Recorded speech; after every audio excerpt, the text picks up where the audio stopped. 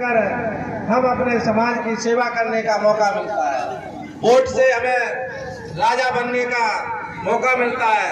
साथियों, संविधान लागू होने से पहले हम इस देश में राजा रानी के पेट से पैदा होता था। परम पूज्य बाबा साहब ने सभी रानियों को ऑपरेशन करके अब राजा रानी की पेट से पैदा नहीं होगा, अब राजा वोट की बेटी से पैदा होगा। जिसकी जितनी संख्या भारी उसकी उतनी हिस्सेदारी। साथियों, उस हिस्सेदारी में खासकर जो नुकसान हुआ वो ओबीसी भाइयों का नुकसान हुआ।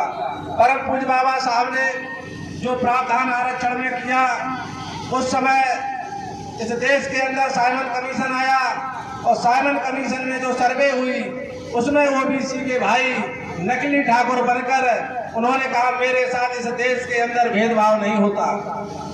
वो लोग अपने थे। परम पूज्य बाबा साहब साइमन कमीशन की जो टीम थी, दिन में उनके साथ रहते थे, रात में अपने लोगों के साथ जाकर कहते थे कि आपके साथ इस देश के अंदर जो भेदभाव होता है वो इस देश में आपको साइमन कमीशन की जो टीम है उसको आपको अपने हकीकत को बताना है। पर हमारे ओबीसी के भाई उस समय गुमराह हो गए। पर परम पूज्य बाबा साहब ने उस संविधान में धारा 340 के अंतर्गत ये प्रावधान दिया, इस देश के अंदर जो भी सरकारें बनेंगी वो सरकारें पुनः समीक्षा कराकर और उनके हक अधिकार को देने का काम करेंगी। साथियों, इस देश में मंडल आयोग बना और मंडल आयोग की रिपोर्ट 30 साल तक ठंडे बस्ता में डली रही। 1984 में मानवर काशीराम साहब ने बहुजन समाज पार्टी का उदय हुआ और बहुजन समाज पार्टी के नेतृत्व में 1990 में 3 सांसद बने।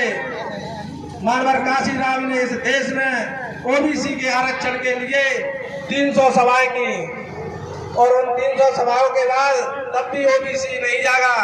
और जब मानवर काशीराम साहब के नेतृत्व में 3 सांसद बने तब मानवर काशीराम साहब ने बीपी सिंह की सरकार में अपनी बात रखी और कहा कि इस देश में परम पूज्य बाबा साहब को भारत रत्न और ओबीसी को 27% आरक्षण लागू हो।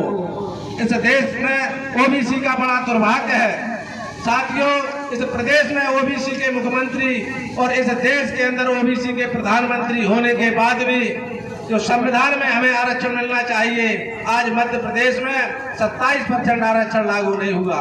साथियों, भारतीय जनता पार्टी और कांग्रेस परम पूज्य बाबा साहब ने अपने 4 बेटों की कुर्बानी देने के बाद इस विश्व का सबसे बड़ा जो संविधान बनाया, उस संविधान को ये खत्म कर मनुस्मृति लागू करना चाहते हैं। साथियों, आज भी हम सचेत नहीं हुए तो आने वाला समय हमारे लिए बड़ी दुर्भाग्यपूर्ण होगा।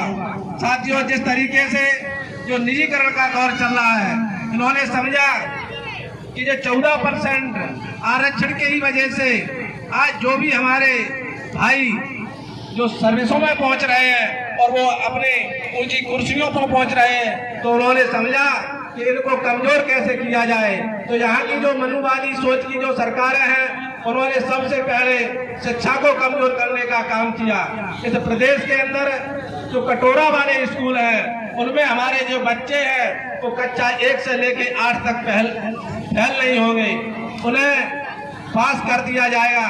साथियों, और भोजन की व्यवस्था है। जो बच्चा सुबह से लेकर स्कूल जाएगा तो उसका ध्यान शिक्षा पे नहीं, उसका ध्यान भोजन पे होगा। और जब भोजन खाने के बाद उसको आलस आएगा तो जो आलस आने के बाद वो मास्टर उनको पढ़ाएंगे नहीं। तो साथियों, तब तक बच्चे की उम्र 13 से 14 वर्ष हो जाएगी, तो जो उसका जो दिमाग है उस दिमाग में अज्ञानता रहेगी। और जिन लोगों के बच्चे कॉन्वेंट स्कूल में पढ़ रहे हैं, महंगी शिक्षा है, जो 1-1 लाख रुपए उनमें वार्षिक फीस है, उनसे हमारे बच्चे कंपटीशन नहीं कर पाएंगे। इसलिए उन्होंने इस देश में सबसे पहले शिक्षा को कमजोर करने के लिए कटोरा वाले स्कूल तैयार किए। साथियों, ये बात हमें सोचना होगी।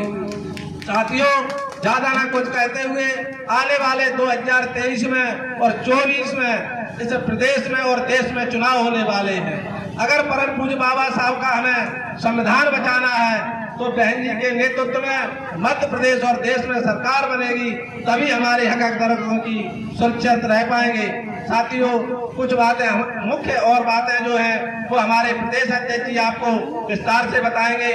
मैं तो ओबीसी भाइयों से ये अपील करना चाहते हैं, अगर आपको इस देश में बाबा साहब के संविधान की रक्षा करना है तो जो आपकी संख्या है उसके अनुपात में आपको बहुजन समाज पार्टी हिस्सेदारी देने का काम करेगी। इसलिए आपको भाईचारा बनाकर 2023 में बहुजन समाज पार्टी की सरकार बनाकर हमें संविधान में जो अधिकार मिले हैं उनका सही लाभ लेना होगा। हम अपनी बात को यहीं पर राम देते हैं। जय भीम, जय भारत, नमो बुद्धाय, जय जय काशी राम।